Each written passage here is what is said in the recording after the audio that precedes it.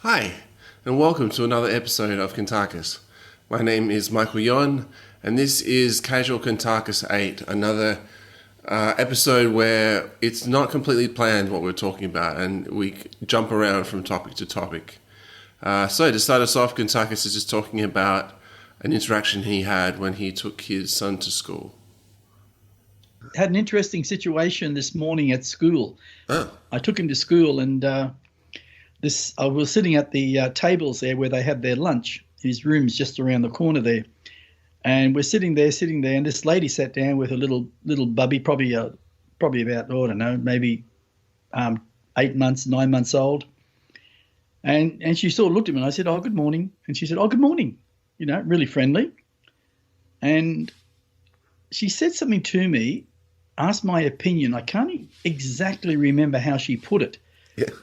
And I said, "Look," I said, "I'm organising a meeting with the principal here on a specific subject, and it's sex education." She said, "Oh, goody."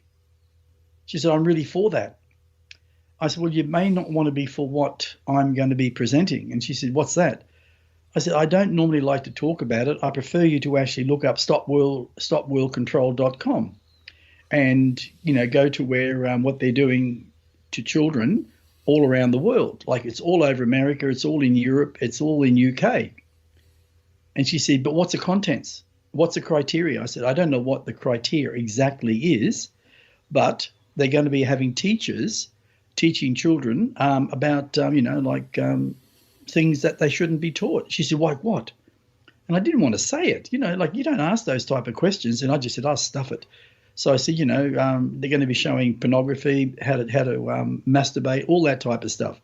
"Oh, no. They would never do that in schools." I says, "Well, maybe if you look up stopworldcontrol.com and have a look." And she said, no. She said, it's all a lie, complete lie. She said, "I'm for sex education in schools." I said, "Yeah, but how far?" And she said, "That depends." And I said, "Well, you're going to have people teaching it who are going to be either homosexual or probably pedophiles." And she said, "Oh, you don't like homosexuals." I said, "It's got nothing to do with liking or disliking, because every homosexual has a potential of being a pedophile. It's a known fact. It's proven 1,000 times over." She said, "You're a racist." And I said, "I beg your pardon?" She said, "You're a racist." I said, "Well, actually, I'm not." I said, "I'm a very open-minded person, and I believe in truth, and I believe in bringing the truth forward. But unfortunately," I said, "in our human society, most people are dumbed out." And she said, "You're also judgmental."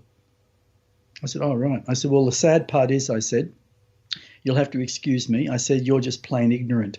And I said, "You go and live your life in ignorance." I said, "And maybe you'll teach your children the same thing. And that's the biggest problem." I said, "Goodbye." And she just walked off with her little child.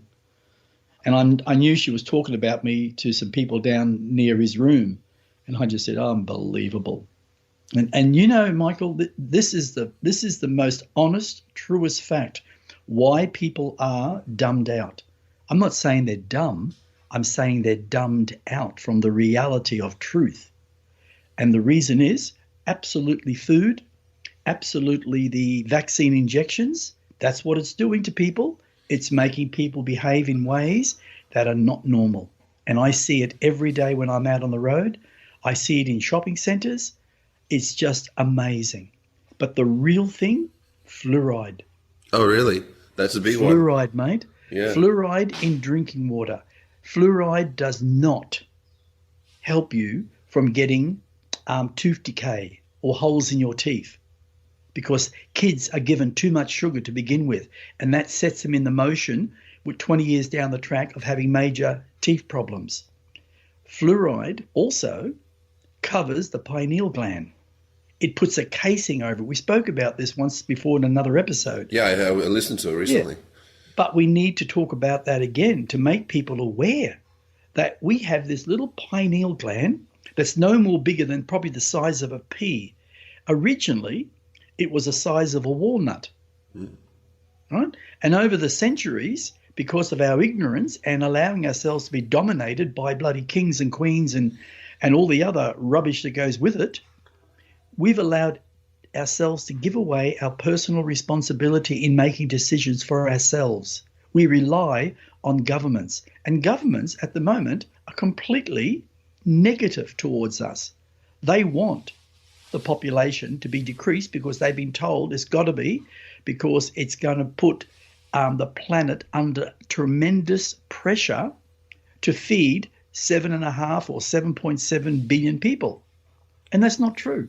Absolutely not true whatsoever.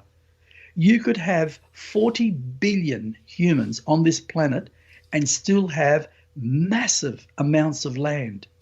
But the big issue is, the big issue is that people like Bill Gates, the Rockefellers, all of them, the whole lot, they are literally buying up farms and creating and destroying all vegetable farms so people don't have food. It's happening. You go into your local Woolworths or your Coles or your Aldi's and you often see shelves bare. And what they've got is temporarily unavailable. That's not true. It's because it's not going to be available, because they're reducing the food contents more and more and more. They're even trying to stop people from growing veggies in their local gardens. They're even closing down certain places like organic especially, or increasing their taxes so high that people can't sell their vegetables because it's too high priced. Now, coming back to fluoride, it encases that little pineal gland that we still have as a human, which is the unseen eye that sees all, right? The Indians used to teach it. The Aboriginals used to teach it. But it's become so small, and we become so dumbed out through eating bad foods, and I mean bad foods, and too much fluoride, which you don't need fluoride in water. Absolutely not. They're lying to us. It's there to literally close down that pineal gland so you don't grow in self-awareness. You don't grow in spirituality. You don't grow in wisdom and strength and knowledge. It's to keep you locked in to a second to third dimensional level of understanding and thinking. And isn't that sad? Yeah, you were saying before even other animals are advancing way further than us with their pineal glands. Absolutely. Their pineal glands, some of the animals, they are at least 5 times bigger than ours. Wow. Because they are evolving in nature. We are evolving in stupidity, because we are allowing governments to control every thought we have. Every decision we want to make, we give to them. And they're becoming so dumbed out that they can't even see the reality of what's happening around themselves. Yes, there are millions all over the world, in fact, hundreds of millions, who are waking up. But they got to wake up faster. Yeah, because of what's going on. Yes. Wow. And the other thing we have, the other thing we have to tell the people too is, I sent you that little video about fluoride. Don't drink tap water. Don't boil tap water. Yes. Right? And you saw it. Do you want to say anything about it? Yeah, it turns into fluorine. That's it. Yeah, it makes so much sense. Yes. That actual truth compared to what we've been told. Absolutely. And it's at least probably anything from 6 to 10 times more toxic than if you just drink the fluoride straight from the taps. And and the funny thing, Michael, I know that the government departments know about that. Yeah. And they know we drink coffee and tea, so we're going to boil the water. And it does eat your nervous system, 100%. Wow. Just to clarify what's already just been said, what Kuntarkis is saying is that there was a video that came out where simply lots of people would normally, whatever the water is, like tap water, they'd pour the tap water into to get boiled, and people would assume that boiling the tap water would just get rid of all that negative stuff, and that totally isn't the case. That is true. It's totally the reverse. It's like reverse psychology, isn't it, in a way? Yeah. So I'm just saying to the people, do your research, but really consider not boiling tap water. you're better off drinking it straight out of the tap. It'll kill you slower. But the other way around, with fluorine, it will actually kill you faster because it'll inundate your body. And if it starts eating your little nerves on the outside of your muscles where it can, that's what it'll do first. And eventually, as it grows, all these little organisms, it will start penetrating into your muscular tissue, your spinal tissue, and eat your nervous system.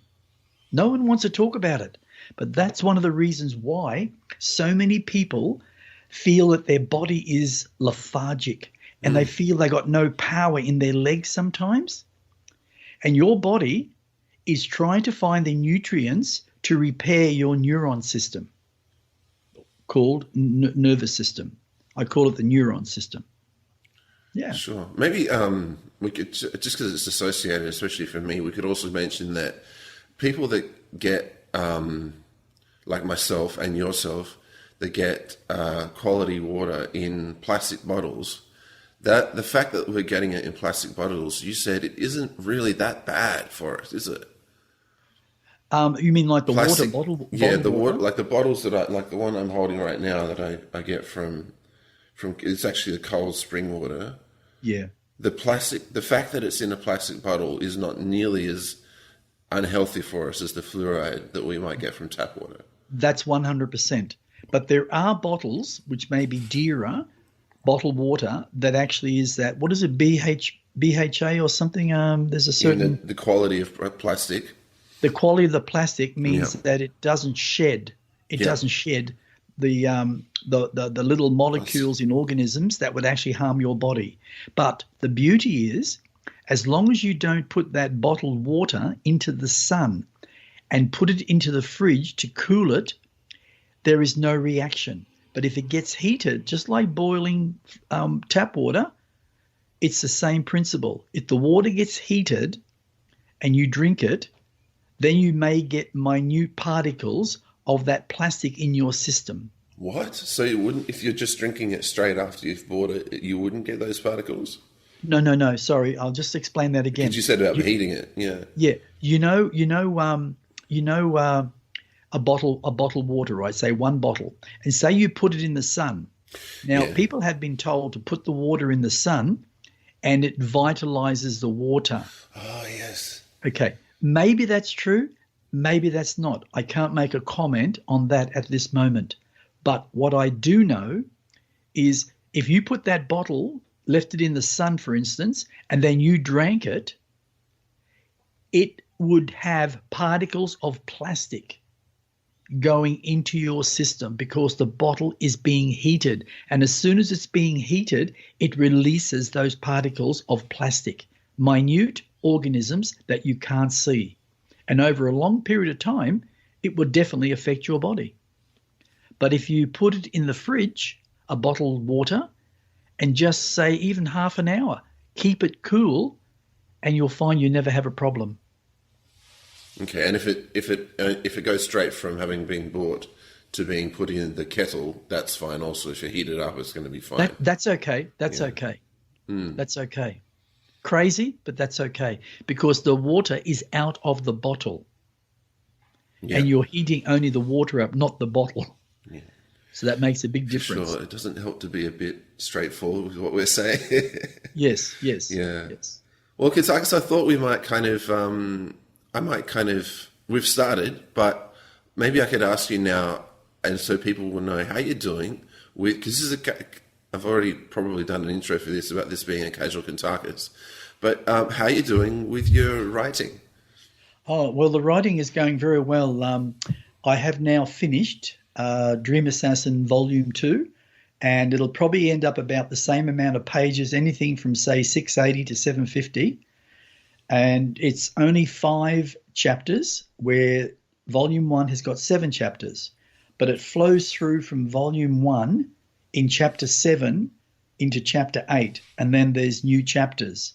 And at the end of the actual book, which is, I think it's Chapter 12, the whole chapter is based on a whole variety of alien beings coming from different worlds, different vibrations to planet Earth, right within the presidential grounds of the White House to be at the wedding of Mystical Man and Jasmine Forbes.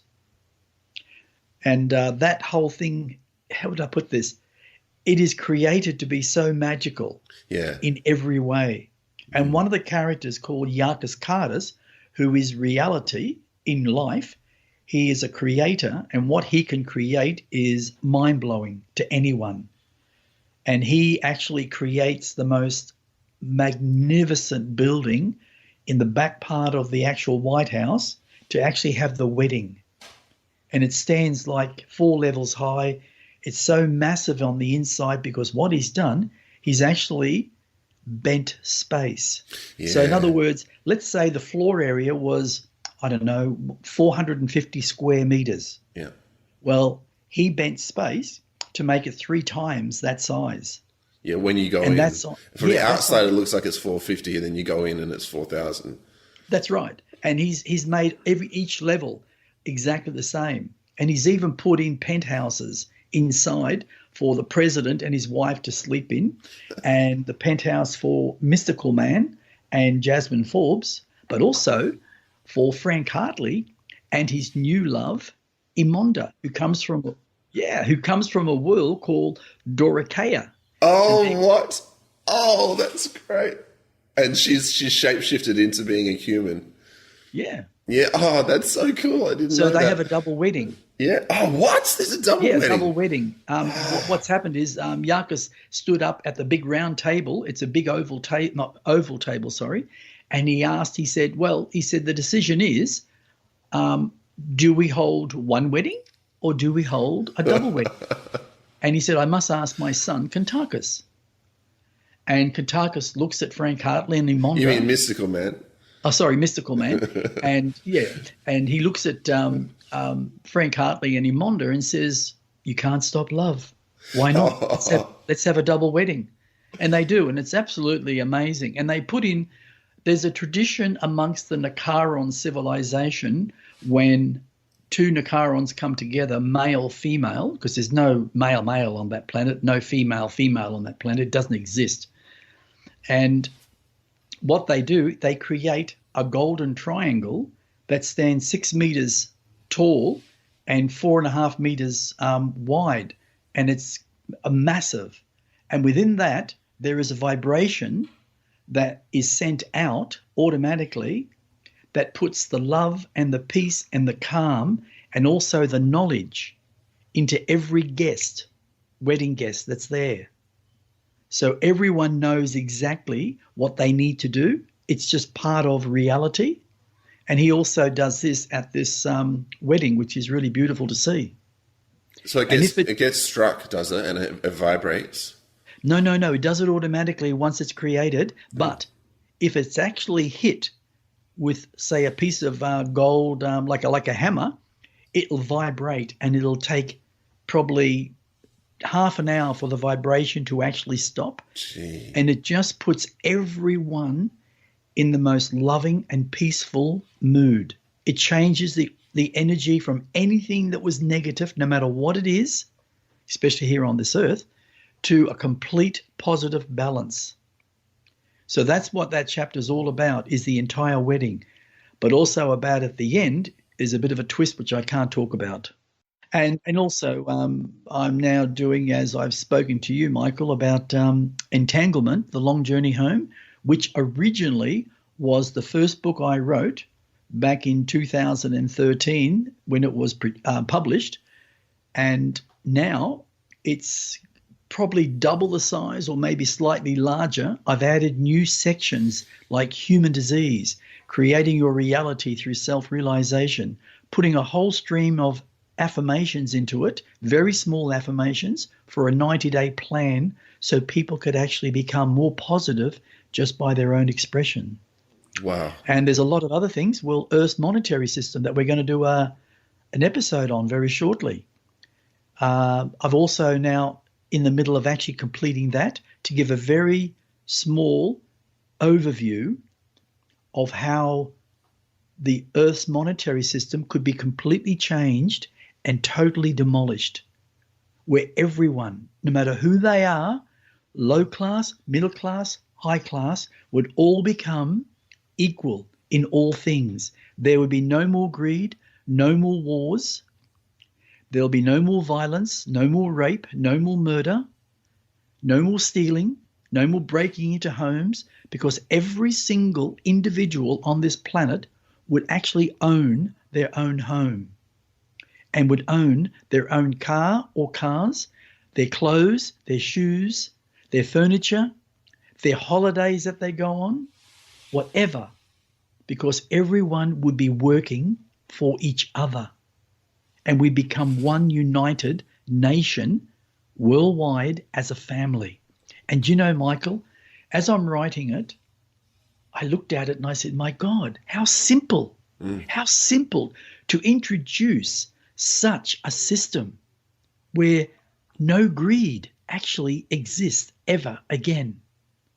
And the only reason we have greed today is because of the elite criminals, because that's what they are, the cabal criminals, the government criminals, who are all working for the WHO, World Health Organization, and the UN, United Nations, and all the rest that go with it. So that's, and at the moment I'm editing it. It's all combined. Entanglement, The Long Journey Home. Even your previous book, your first book, Entrapment, you said is going into that as well. Entrapment is going into that, but totally it's going to be actually edited, really edited. The first chapter basically is human society. And when somebody reads that, they're either going to hate me or love me, because I only believe in truth, exactly how human society is in this present moment from the past to now, revealing what needs to be revealed so people can say, oh my God, am I that egotistical? Am I that jealous? So it'll wipe out jealousy, having a non-monetary system. None of that, Michael, will exist. The emotions that we all carry through every single lifetime will be dissolved, because our way of thinking means we have no more stress, no more illness. And that's going to make a big difference in human society. Yeah, and this has made a huge difference in several other evolved planets, hasn't it? I could name just only 4 of them at the moment that I actually really know of, and that is, the first one is the Nakarons, and the second one is the Ilias, the Ilitoras, and the third one is definitely the Doricea, which is the Doricans, but also I have a little personal friend, a little alien, looks like a bit of like a praying mantis in a way, but very differently and very highly evolved. They've been around for hundreds of millions of years, their whole society, and they've evolved over that time. And they don't have a monetary system. They never did. None of those societies except the Ilias. The Ilias did have a form of monetary system, and they asked the Nakarons, would they pass on their knowledge to release the monetary system and work in full equality? And they did, and they love it. It's that simple to do. As long as you can deal with your emotions, deal with your anger of the past, release all that, and become balanced, there is no reason that you need to have a wallet to hold a credit card or to hold your money. It won't exist. And what you do have is everything that you need and everything that you want. You walk into Woolworths, you gather all your food, everything that you need. You go to the checkout, and all they do, it goes through a scan, and they scan the trolley. It goes onto your record that you purchased those goods. That's all it is. And you walk out. No money, no card. You go back the next week and you buy food in Coles. The same thing. There's a scanner that will scan the entire trolley in every item automatically and put it into your part of the computer. And that's what you buy. And all that's held for is to know what you have purchased. If you go along to buy a home, it's the same thing. You can pick a home that you choose. You can pick clothes that you want, everything, because everyone is producing for everyone else. So there's complete balance in that society, and it works 100%. Greed only works for the elite, where the blue-collar worker's gone, and what you've got is poverty, on the border of poverty. And what people don't know, Michael, in Australia alone, there are hundreds of thousands of people that lost everything. There are so many homeless people at this moment suffering in misery and pain and trying to feed their own families, let alone themselves. And we just get up every day and we go to work and we realize we're going to get $800 or $1,000. And then we turn around and go to the shops, we spend money, we put our bank card over, and eventually our money runs out. So we have to wait till next week or the week after or the week after, or we hope that we win lotto. So it's an actual evil system, because all it is making the rich richer and the poor poorer, because they rely on you as a pawn to go and spend all your money so they become richer. And there's only probably 7 families, 7 to 11, by the way, 7 to 17 families worldwide that basically own everything. And I mean everything, including Woolworths and Coles and the car centres, the Bunnings, all that. If you actually went on the internet and researched and said, how many investors, or who are the investors in Bunnings?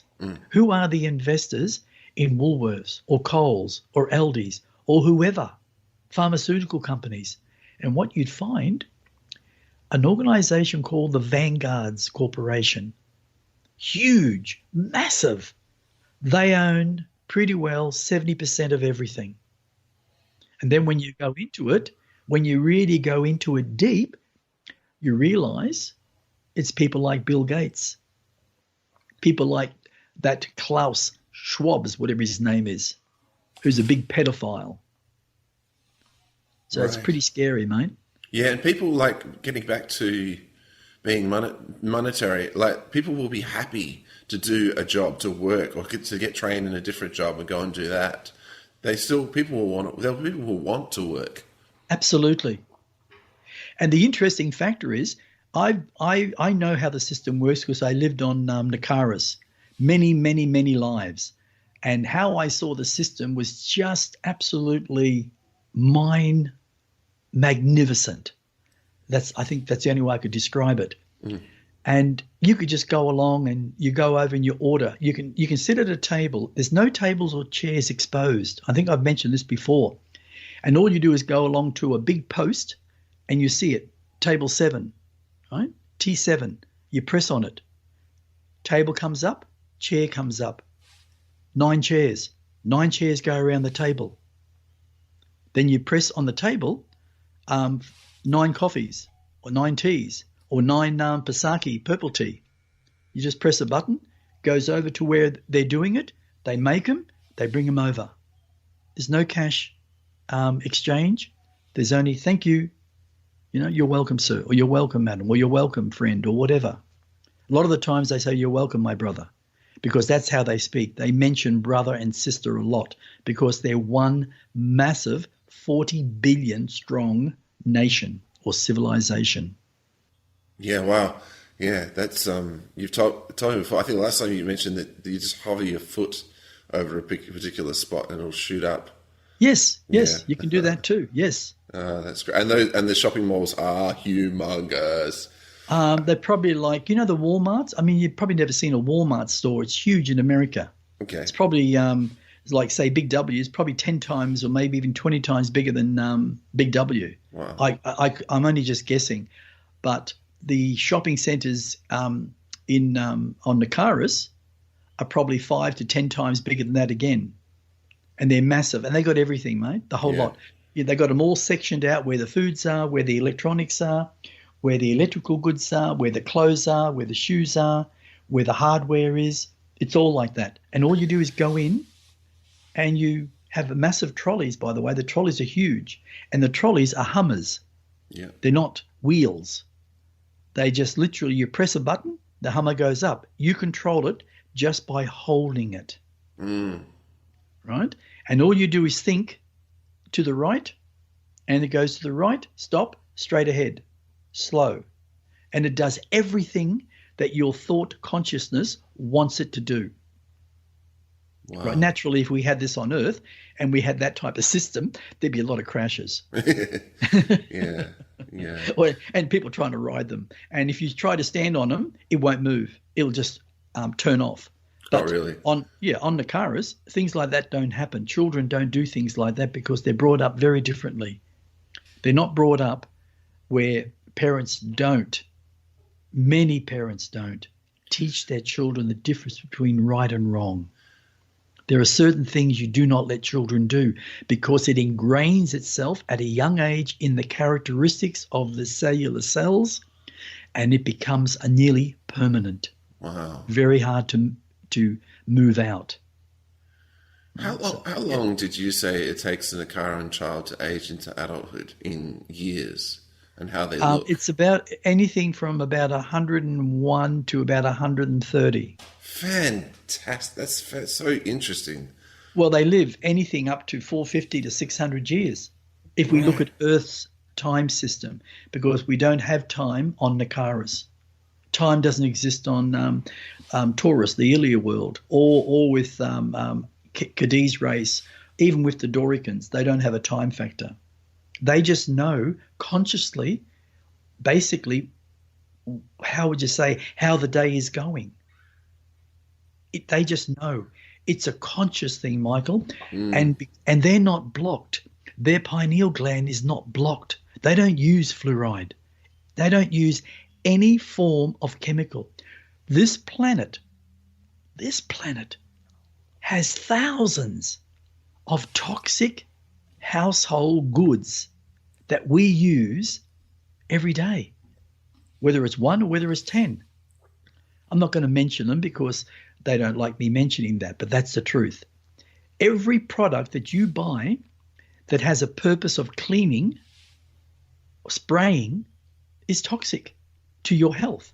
And it takes a while, but eventually it will literally harm your body and create tremendous illness within it. And you wonder why you're feeling off. And your answer is, I'm getting old. The doctor told me, once I get about 50, things will start setting in. I'll have joint aches and everything. And a Nakaron never has a joint ache, not even up when they're in their, say, 400s. They're still bouncy. They can still leap at least 7 feet off the ground. It's incredible to see an Nakaron leap over a 6-foot fence. We could never leap over a 6-foot fence standing still. Mm-hmm. But their muscle structure, it's designed and it's kept like that throughout their whole life.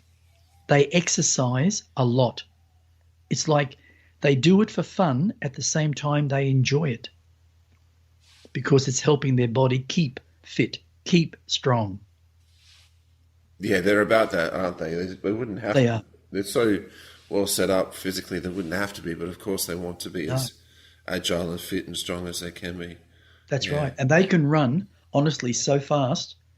There's not a person on this earth, doesn't matter how fast they are, they could never outrun a Nakaron. Well, and Nakaron is also extremely light in their system, aren't they? Yeah. Because they don't carry fat.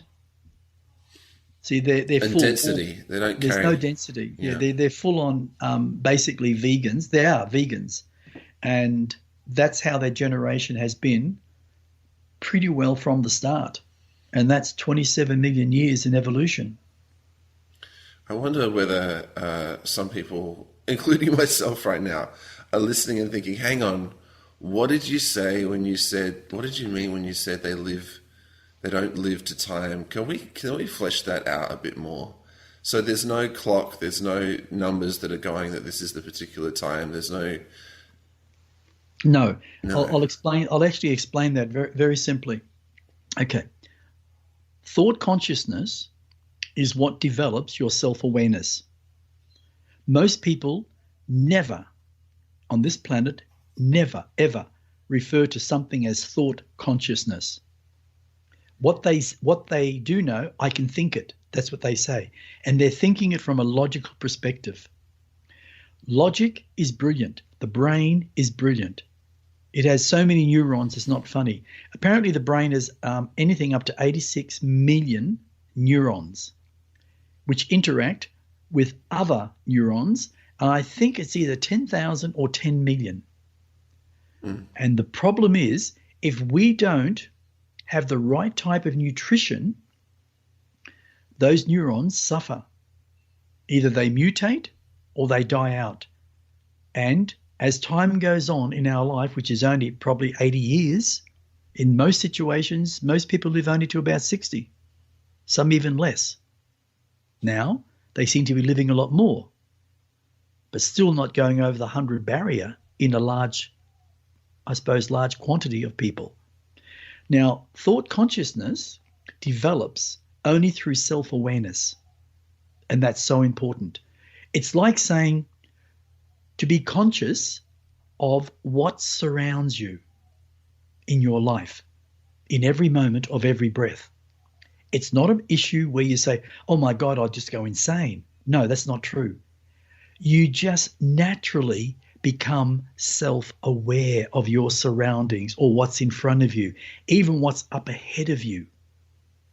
And when you think something from a thought conscious level, you learn to know consciously through the day where you have to be at that specific moment, not time, moment.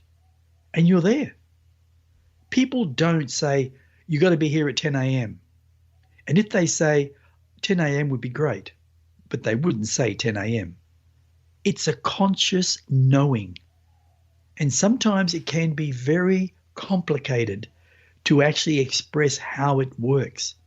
But the most easiest way through thought consciousness gives you self-awareness of a time factor, of a time moment. If you said to me, be here at 11 o'clock, I would not look at the 11 o'clock. I would know consciously when I need to be there. That's the difference. If you're not consciously aware, that means you're still caught up in your own negative emotions through logic.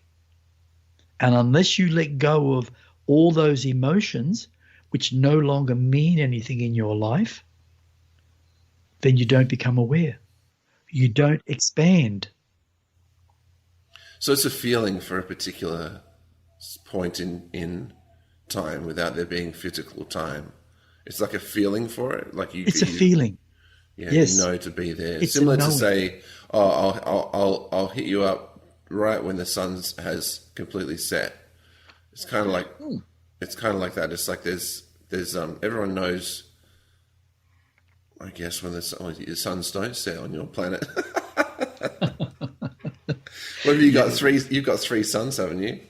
Yes. Yeah. 3 suns and no moons. Yeah.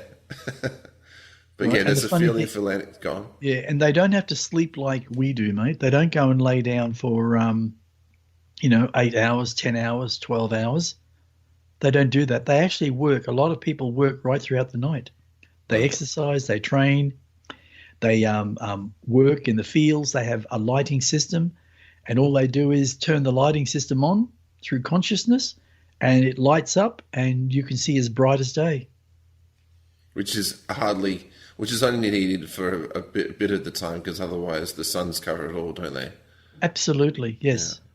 Yeah, the suns are positioned. Sometimes in some parts of Nakaris, it becomes like about 6 o'clock, when things go down and you can still see quite well, but there's no longer any sun showing.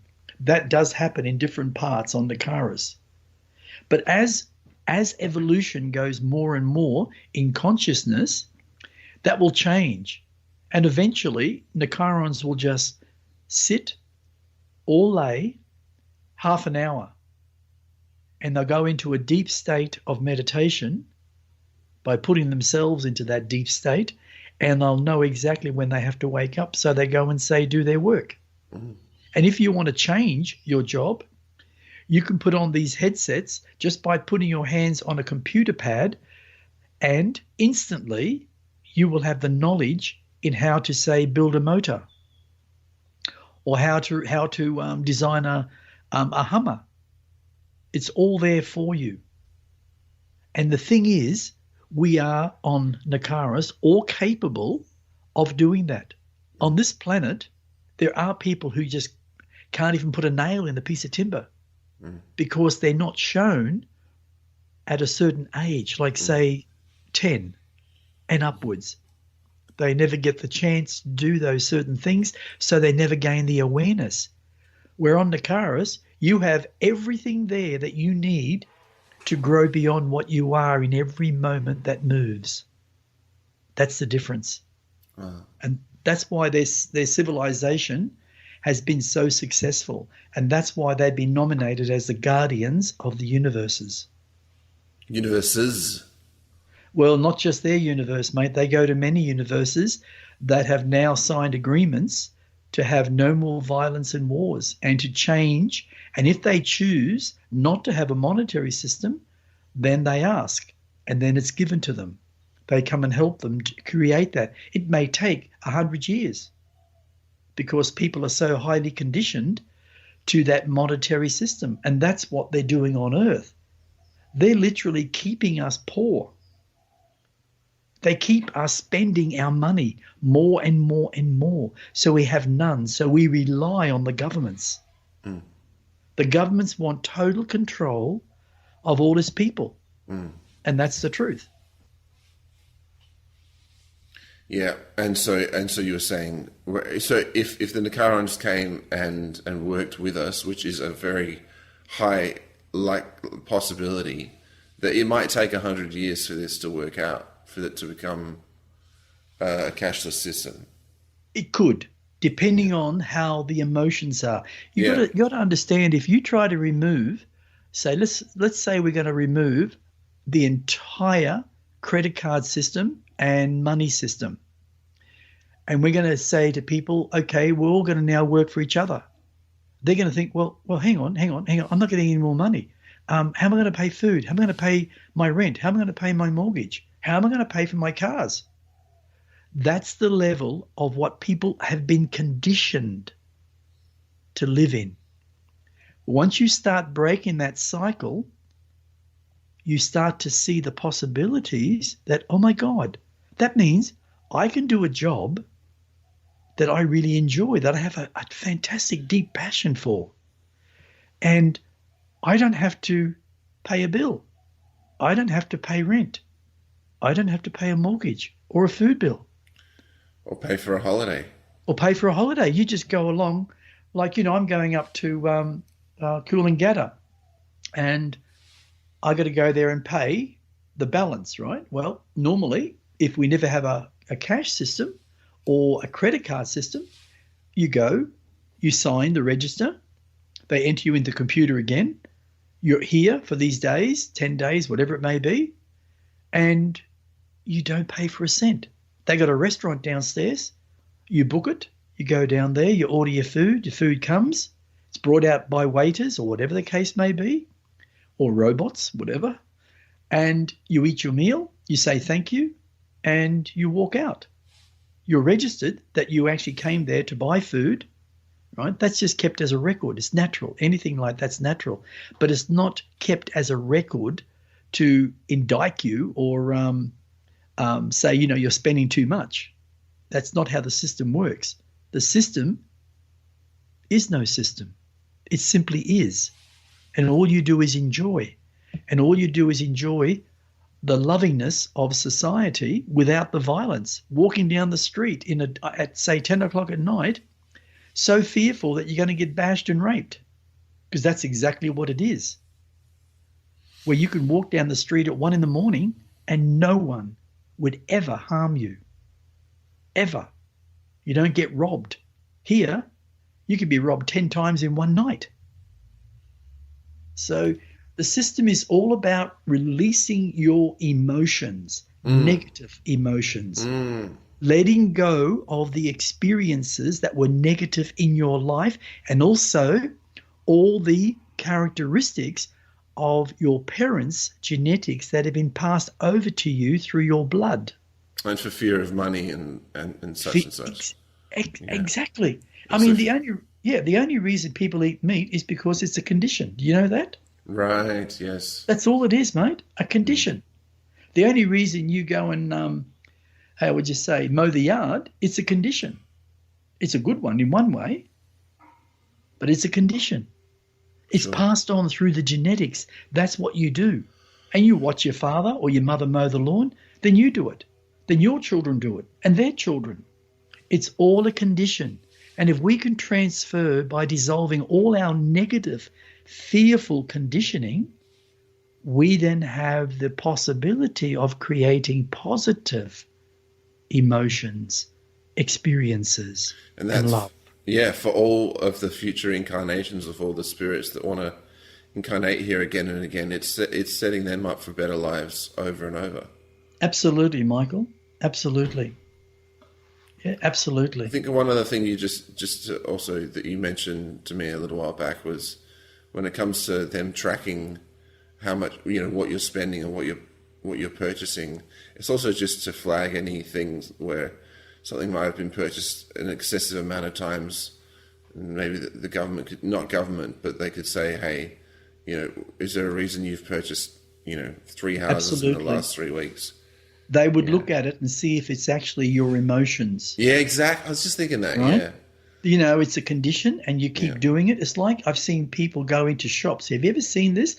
And like say in, for instance, either Big W or a toweling shop or a dishware shop, and people pick things up and put it somewhere else. Or they move it so it looks perfectly balanced or perfectly placed. And they call that a certain type of problem. I can't, ODC, I think it is, OCD, or something like that. Yeah, obsessive compulsive. Yeah. Well, that's simply an emotion that you actually grew up with, or it's been passed on to you through your genetics from your parents' characteristics. That's all it is. It's like a disease.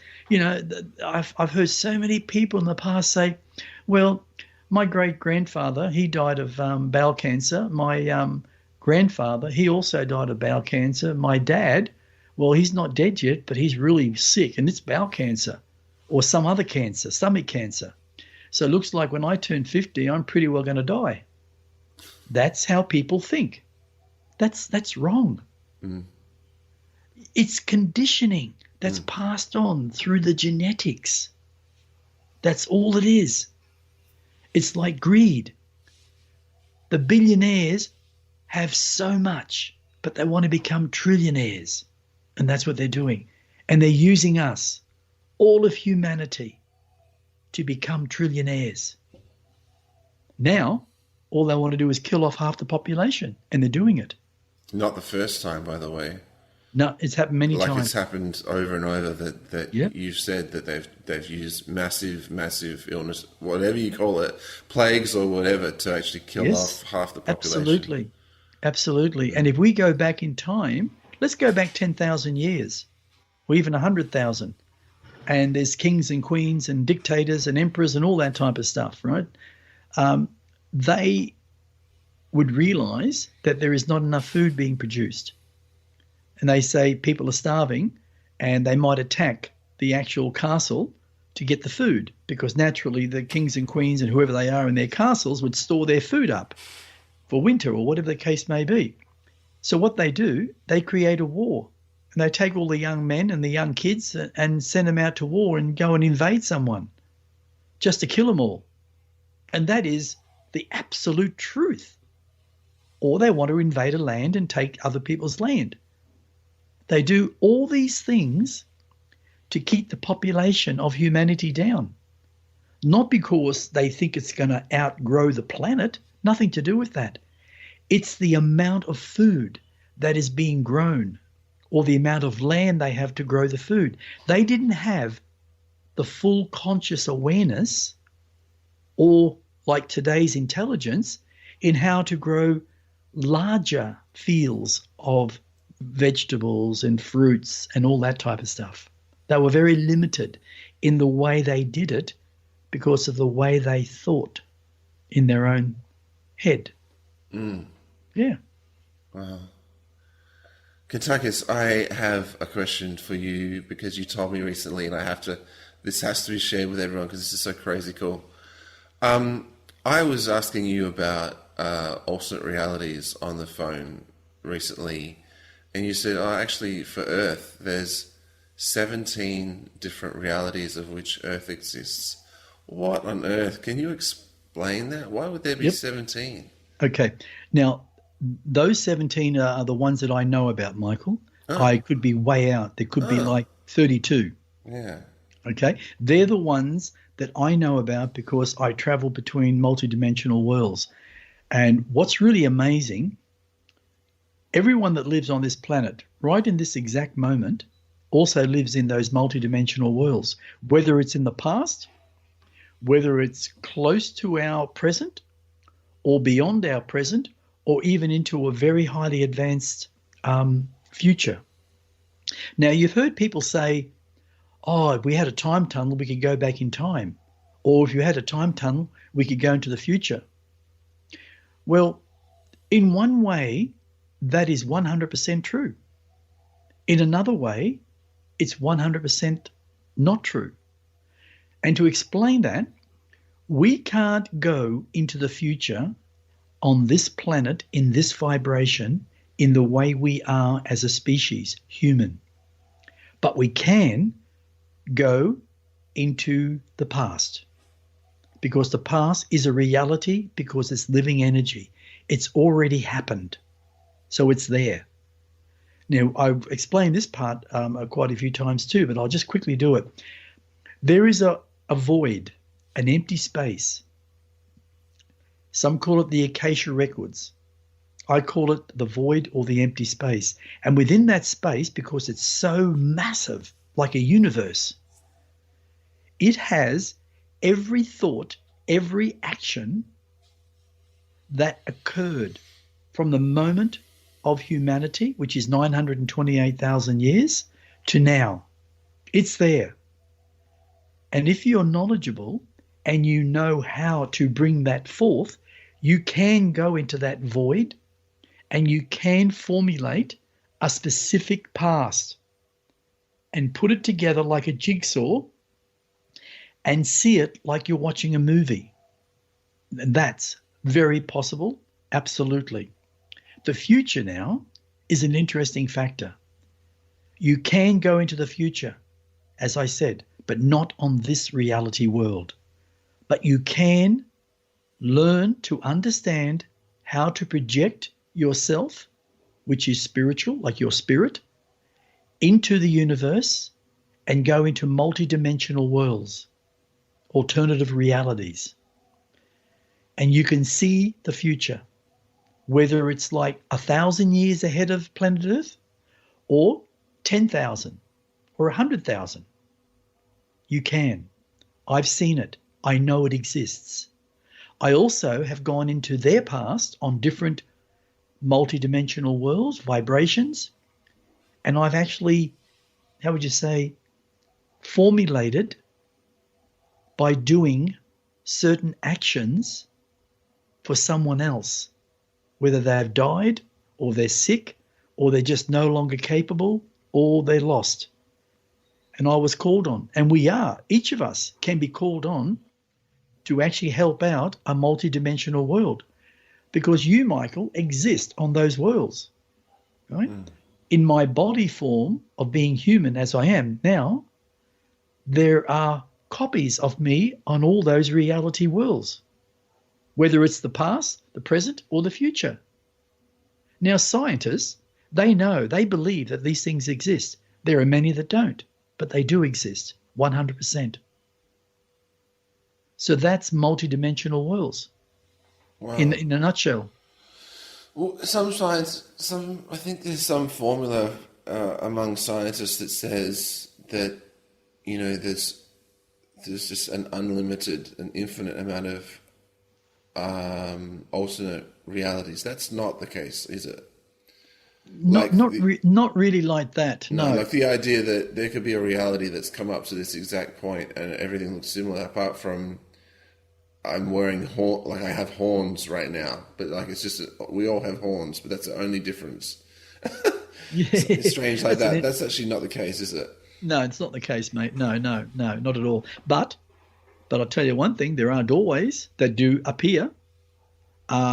If someone from the future, for instance, right, on another reality world, like multidimensional world, if they had the technology, which they do, they can open up a vortex directly on Earth, like a doorway. You don't even see it. You don't see the shimmering light or anything like that you have on TV. Sometimes you do, depends. But they can open up a doorway and literally walk through it into our world that exists right here, right now. And they can even come and live amongst us if they choose to. Wow.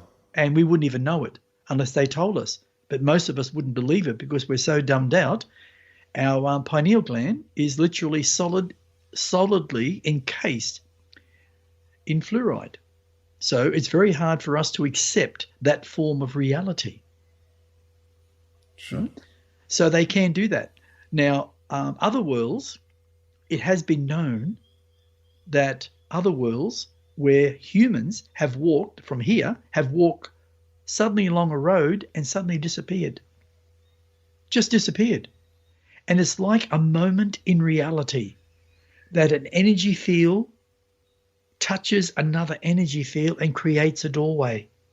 And somebody could be riding a bike, a car, suddenly disappear and be on another complete world.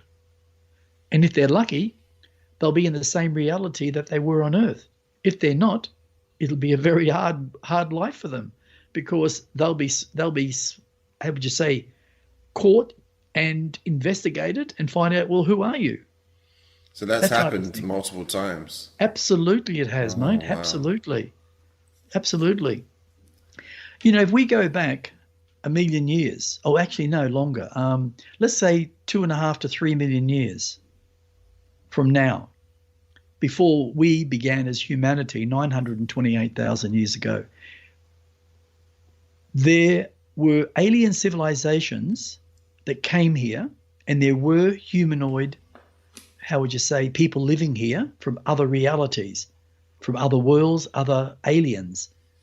But many have been taken off. Even in this last 928,000 years, civilizations have disappeared. The Aztecs, the Incas, as if they never existed. And no skeletons were found in that large amount of people. What's with that? Yeah, and food. Well, they've been taken away, mate. Just taken away? Taken away. They've gone to another world. Aliens have come and literally put them to sleep and removed their bodies through their own form of technology of transportation and placed them on another world. Wow. They've been doing things like that for, God, hundreds and hundreds of thousands of years, because some of these beings are several 100 million years old in evolution. I mean, look at the Nicarons, 27 million. Well, that's a big number compared to what? We're not even been here 1 million. Right? So that happens. It happens a lot. Wow. So what were you saying? So you were saying, so many have been removed. Yeah. Yeah. Many people have been removed off this planet and placed onto other worlds right throughout human history, and also long before human history ever began. I mean, this world, Michael, is 4.71 billion with the B, billion years old.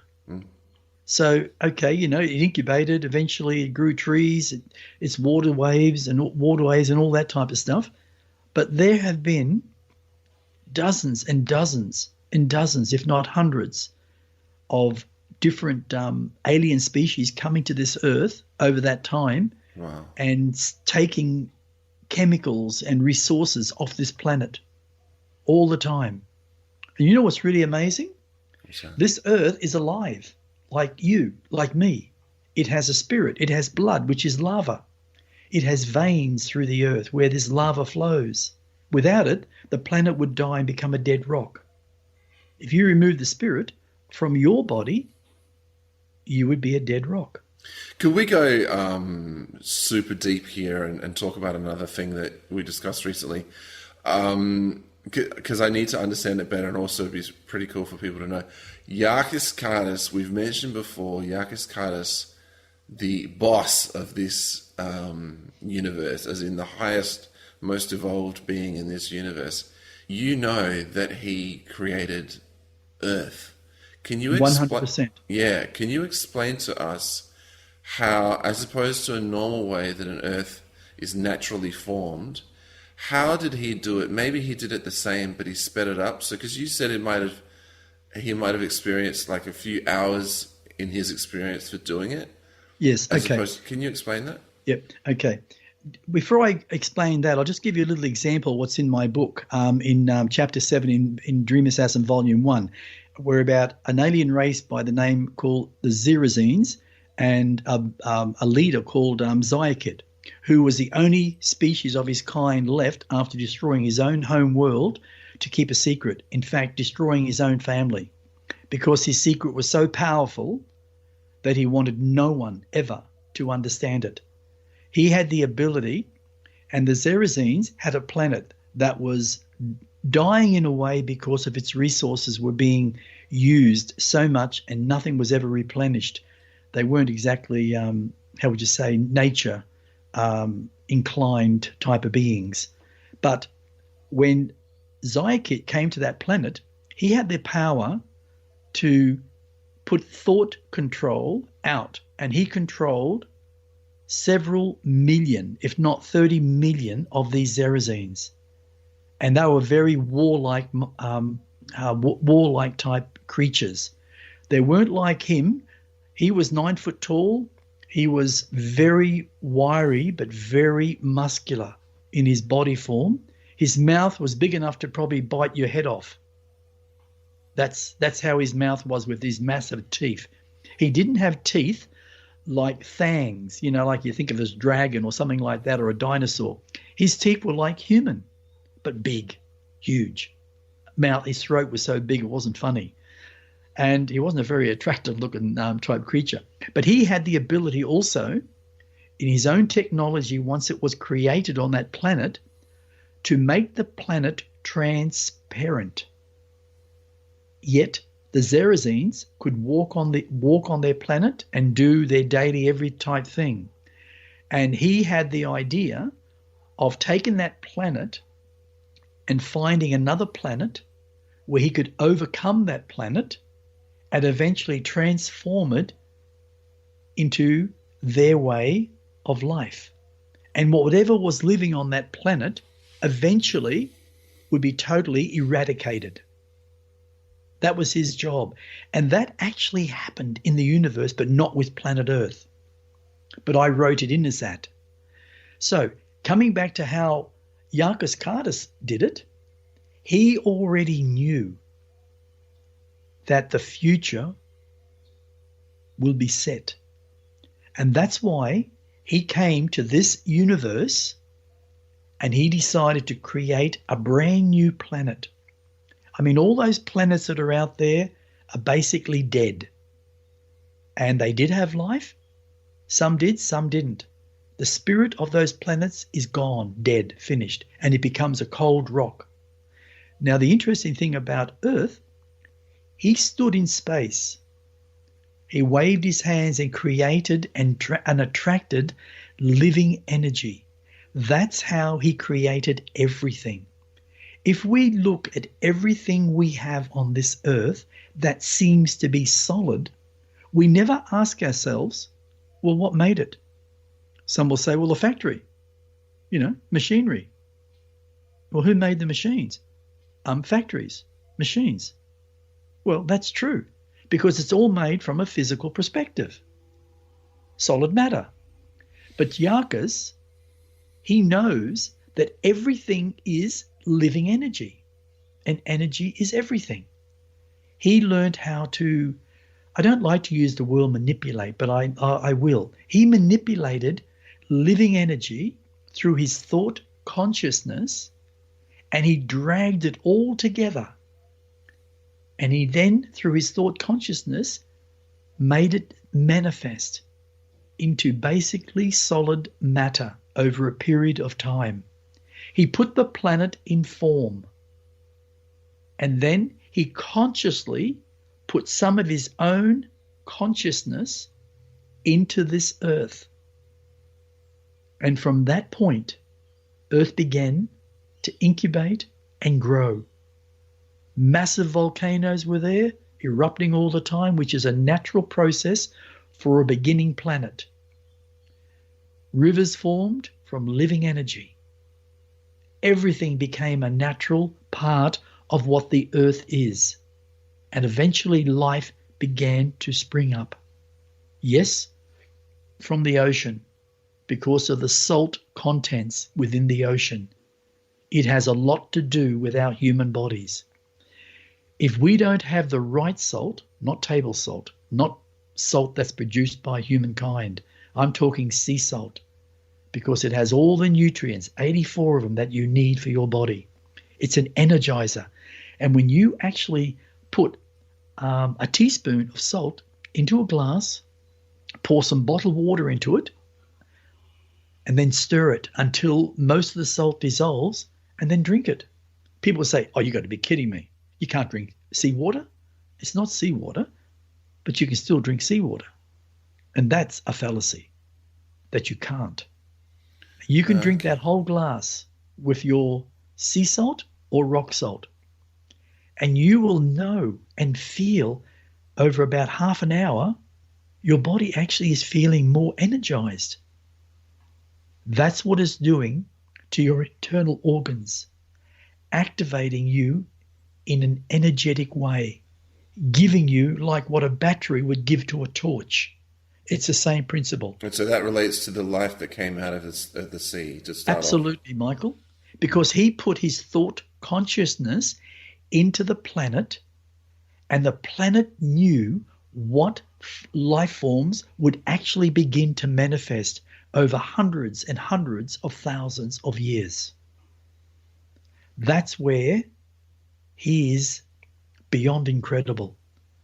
He's about just under or just over 19 billion with a B years old in, say, human evolution. And he began as a Zabekipa in this 2 universe. million,